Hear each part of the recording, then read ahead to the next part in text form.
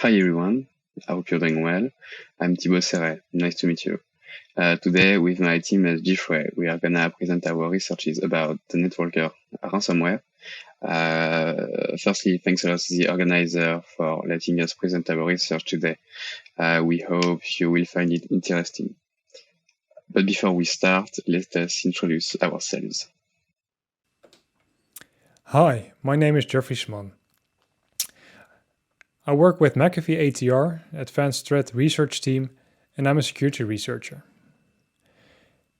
I focus mainly on tracking advanced cyber threats, gathering threat intelligence for our mVision Insights product, and my background lies in incident response forensics and malware analysis. And I'm Thibault Seret. My nickname is Glacius. I'm also a security researcher in the McAfee ATR team since 4 months now. My job is mainly focused on ransomwares and cyber bad stuff. So actually all kind of threats in the wild. And obviously, as you can see on the picture and on my video webcam record, that's not my current haircut. So I'm definitely agree with you. We are faced to an Instagram expectation versus reality. I'm sorry about that, but I swear in a close future, I'm gonna make this haircut again. So let's start the talk. You can find the entire agenda above the slide. So first, we are gonna back to the past together and talk about the beginning of the NetWalker activity. Then we're gonna analyze some hypotheses of his genealogy. And we will try to answer one of the main questions about NetWalker. Is how should we name it? So use mail2, Coco, or NetWalker name. Then we will speak about how NetWalker evolved from an unknown threat to a major ransomware threat. Because as we saw during our research before March of this year, NetWalker wasn't an attention center because there were not many articles about it, maybe one or two. There were also not a lot of discussion on also public or private or underground forums. But using the COVID pandemic and the situation, NetWalker started to be professional. So it means they started to build some new payload, some new stuff on the ransomware himself. So they evolved a lot and they unleashed the new beast. But we will going deeper on what they changed and how they try to make some new things. Then we'll talk about how they move from COVID spear-phishing links to large enterprises attacks. So how they change the initial access to a compromised IT structure. So using spear-phishing links to CV exploits and also use RDP compromised account, using some tools, some already known information about the victim. And after that, we're gonna go deeper on the internal behavior of the NetWalker team now. So we saw a new campaign from August, and so we are gonna see how they try to spread the malware, how they try to move literally on the structure, and all kind of stuff regarding this part. And the last part of our talk will be on how we follow the money. So we're gonna talk about on our methodology, how we track all the transactions to understand and to analyze the behavior of the NetWalker team with their Bitcoin addresses. When NetWalker appeared on internet last year, the first name put on it was mail2 because when ransomware is not directly claiming his name, we are just taking the extension created during the encryption process to name it. So that's why the first name of NetWalker was mail2. NetWalker appeared last year in August, and the first article we saw on internet was by ID Ransomware directly on his blogspot with a little analysis of the encryption process and some little summary of the behavior of NetWalker. Initially, because NetWalker was a little ransomware and something not known, the team behind just asked for a ransom, so they are not they were not threatening directly the victims of publish some files on internet. And before NetWalker has all the entire Tor process with the automatization of the payment, the chat box, and other stuff, they use email contact for payment process. The main hypothesis of the NetWalker Genealogy was published by ID Ransomware on his blog post, and the hypothesis talk about that NetWalker use some Scarab amnesia code, and Scarab amnesia is also a variant of the main Scarab ransomware. And using Scarab amnesia variant and some additional custom code to get something new, the first version of NetWalker was born, and this version of NetWalker was published in the end of August. But the team behind NetWalker wasn't maybe satisfied about the final product, so they adjust some stuff that was just minor changes of this version, like how the extension was settings and other little stuff like that, to get the final version published in the beginning of September of the last year. So that's why sometimes you can see on paper that the name was NetWalker 2 or Mail 2. That's because this is the second version of NetWalker. But we try to compare some code to know if NetWalker shared some code with previous ransomware, like the Genealogy spoke about, and using some tools and using also some 3D cube from Interstellar, we can see that NetWalker is not using a lot of code from previous ransomware. That's something like just 4%. So that's why we can definitely say that NetWalker is a fully new ransomware. A great question about NetWalker ransomware is how should we name it? Because we saw a lot of variant name like Mail2, Coco, NetWalker, and other variants of this ransomware. So we will try to answer this question together and definitely define the name of this ransomware. So initially, NetWalker ransomware was called Mail2 because of the first extension .mail2. So the ransomware used this template, so .mail2, the NetWalker contact email .random ID. As you can see, a little example. So .mail2, the contact mail, and random ID. But we saw months ago a leak of the decryptor, and also at the beginning of March of this year, the new ransom node, so an updated ransom node, claimed directly that the victim was attacked by a NetWalker. So you can see on the left the NetWalker decryptor. So the program dropped by the NetWalker team when you pay the ransom, and on the right that ransom node updated. And as you can see, there is a sentence: your files are encrypted by NetWalker. So at this time, that's why we could definitely call that this ransomware is a NetWalker ransomware. So please now use the name of NetWalker. So let's talk about how NetWalker evolved from an unknown ransomware to a COVID Rockstar. So as I said previously, NetWalker was not an attention center because there were not a lot of articles and were not a lot of discussion, as you can see on Malpedia. Even if Malpedia is a really, really great database for malware and threat actors learning, for this ransomware, there were just two articles. The first is from ID Ransomware, so the summary of the NetWalker behavior, and the second one is the Bilby Computer article speaking about why and how now NetWalker targets enterprise networks. But that's done. That's all the things. And if you directly try to type on Google NetWalker ransomware, and from the beginning of September to the end of February of this year, as you can see, there is only one article from the Bleeping Computer, so a great article, but all the other stuff like the PC Risk one, the Malware Guide one, are just fake articles, and they just try to say if you want to delete the ransomware, please download our program and you will be safe. And everyone know that it's only for fame and it's just not working.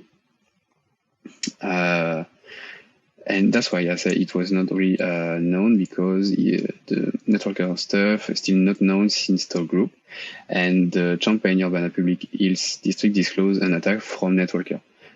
Before that, we were like NetWalker. We know NetWalker is existing, but we don't have any news about it. If you want to take some notes and want to learn a little bit more about these attacks, you can directly take a look on the links on the board from BP Computer and from the register report. At the beginning of March of this year, the World Health Organization announced that the coronavirus is now officially a pandemic. So it means that for the casual people, they will need to wear a mask every time. But for us, for our community, the news just said that we will not share a beer and take a beer together with friends at conferences until a long time. So it's a really, really bad news for us. But for the threat actors, that's something really great, because it's a new subject for spear-phishing links. So that's why that's how I see the NetWalkers team preparing the spear-phishing links. Like, guys, we have something new. We have a really, really great subject to rule the world. But as you can see on the left and the right dashboard, there is not only NetWalker used the COVID pandemic theme to attack some new victims. As you can see, there is also your sniff, Farid, Remcos, Trackbot, Embedded, and other stuff. And as you can see on the right dashboard, at the beginning of March, there is a huge increase of IOC hits using the COVID pandemic theme. So during the COVID pandemic, NetWalker used a really simple methodology to infect a victim. In fact, firstly, NetWalker sends an email with for title something related to the coronavirus situation, and by integrating VBS code into this email. Then this VBS code is executed using w3.exe to drop the NetWalker ransomware on the victim machine and execute it, which will encrypt the data of the machine, of course, and delete the shadow copies present on the computer. So it's simple and is efficient. So, as I said before, NetWalker during the coronavirus crisis began very active and try to recruit new people in his team. So for that, a new moniker named Bugatti began actively advertising the NetWalker ransomware on different underground and Russian forums, and he's also speaking about open slot in the team and try to explain how it works internally. As you can see from the two screenshots on the slide, from one of the forums where Bugatti gives news from NetWalker, including some stuff about how a new recruit would be received. So speaking about how the Bitcoin transaction are working on the team, and what are the expectations for joining the team. So NetWalker is only interested firstly by only maybe Russian speaker, because they are not accepting English speaker in the process and in the team. NetWalker is also only interested by people who already have a strong experience in compromising infrastructure, and because they will only consider specialists only in network stuff. So it means that they're only interested by guys who already have a strong experience by maybe network penetration, how be discreet on a network by using lateral movement stuff. And they're also interested by people who already worked on large campaign. But be a rockstar is also mean that be professional. So that's why NetWalker team moved from email contact to Tor interface. So it means that they also evolved on the payment process part. As you can see on the left screenshot, so before March, NetWalker used email contact to directly with the victim to discuss about the price of the ransom and give the decryptor to the victim. While today, so on the right screenshot, NetWalker has set up an automatic process via their site on Tor with the creation of a different panel for each victim with an automatic chat box. So now everything is automated. So it means that now NetWalker teams have the time to evolve about how increase their skills on the developing part with the ransom, the payload, and other stuff. So it also means that all the victims have a dedicated chat support with the NetWalker support. The Tor victim process is fully automatic. But the most important thing is this change in the contact method coincides with underground forum posting where NetWalker revealed it was opening its ransomware as a service hub for new affiliates. As I said before, NetWalker used spear-phishing techniques to infect its victim. As we saw during a campaign in May, Sophos researchers found several tools used by the actor to exploit several vulnerabilities present on servers, such as Tomcat and WebLogic. So it means that NetWalker evolved and now use CVE exploits and RDP account compromisation to access to victim networks. In addition to this, the RDP account compromisation hypothesis is validated by the fact that NetWalker uses the NLBrute tool with a certain configuration files dedicated to brute force RDP. We also try to consult the US databases, and by consulting her, we are able to prove that some companies have been infected by a compromised RDP account. Like this first example, so we try to anonymize a lot the info.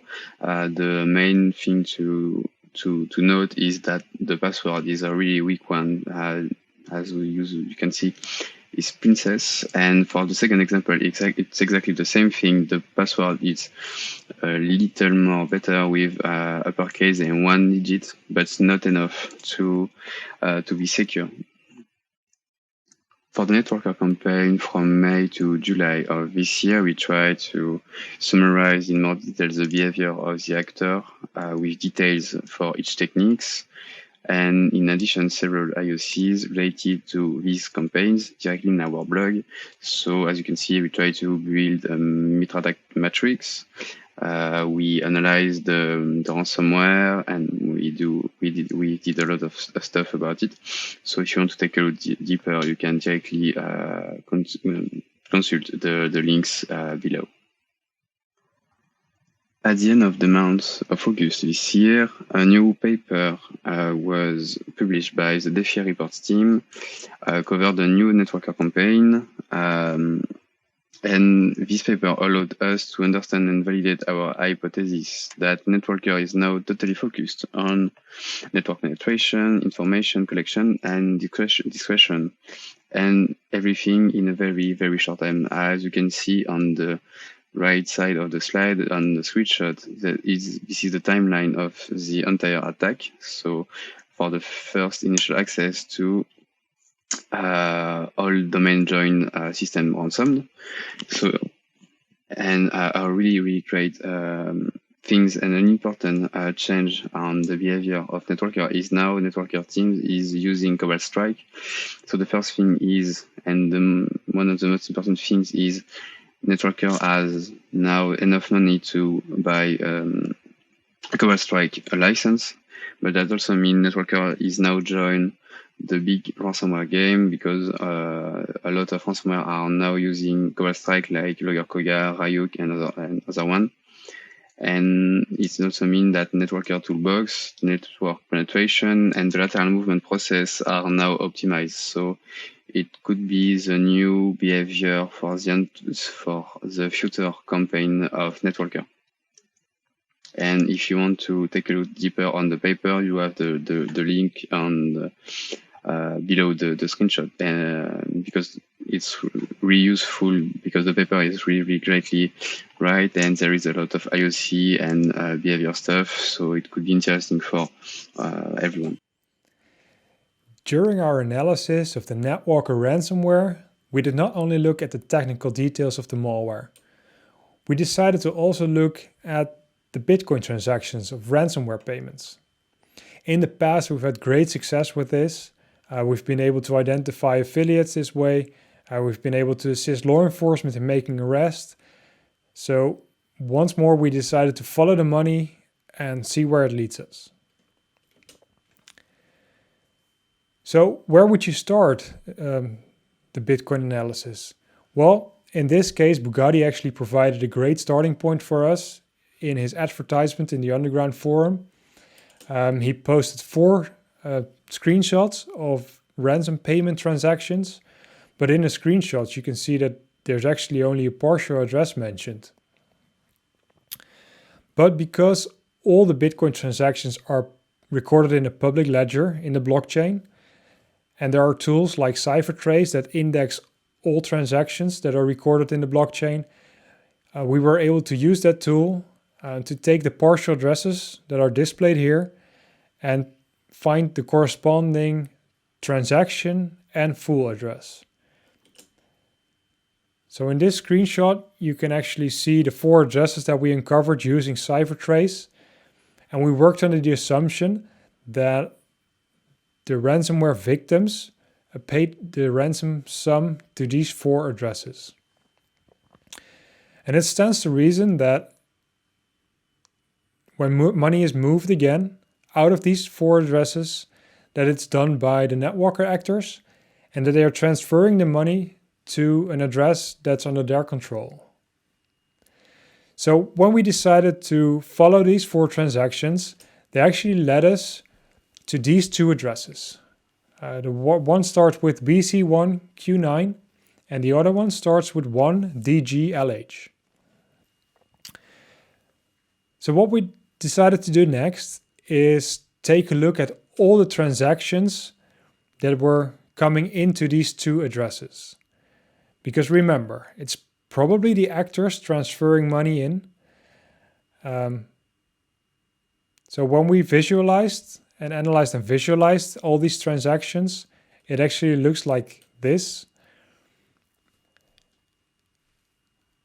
On the left-hand side, you can see the addresses where the ransom amount is paid by the victim of the ransomware, of NetWalker in this case. And on the right-hand side, you can see where the money is transferred to next.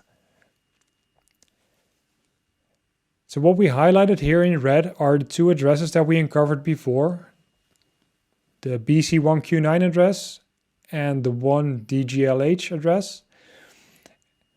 And what you can see is that out of a ransomware payment made by the victim, a small amount is transferred to the BC1 address and a small amount is transferred to the 1DG address. In this graph, we also ordered the transactions by transaction amount. So on the top left, you will see the largest ransomware payment made by a victim. And in the right-hand side, you will see the largest beneficiary of those transactions, all summed up. So in this case, the BC1 address is the largest beneficiary of NetWalker transaction that we uncovered this way. And the third largest is the 1DGLH address. So what's interesting is that we found many transactions matching the ransomware as a service payout scheme that Bugatti was advertising in the Underground forums, where he advertised that 80% will go to the affiliates and 20% will go to the ransomware as a service operators. And tracking all these incoming transactions, we were actually also able to match transactions to known samples, known NetWalker samples. And we also asked around in the industry and we found many more matches. So when we looked up the transactions in CipherTrace, it looks like this. So in the left, you will see the payment address where the victim is making the payment. Then in orange, you will see the transaction ID. And in red, you will see how it is split up. So in this case, 80% will go to the ransomware as a service affiliate, and 20% will go to the NetWalker operators. But the 20% is actually also split up into 3 parts. One part of 10% and 2 parts of 5%. And what we noticed is that the 5% cuts will go to the BC1Q9 address and the 1 DGLH address. So something interesting that we noted about the BC1Q9 address is that there's a lot of money going in, a lot of Bitcoin going in, but there's hardly any transactions going out. At the moment we investigated, there was only one small transaction going out, all the way in the beginning, right after the address was first first created. So yeah, possibly it could be that the ransomware operators were testing their cold storage to see if they could move money out. And once that was successful, only money was deposited in. When we looked, there was 649 Bitcoin in that address, with a market value currently of close to $7 million US. So looking at these transactions, we wondered how much damage has been caused financially by NetWalker in ransom payments.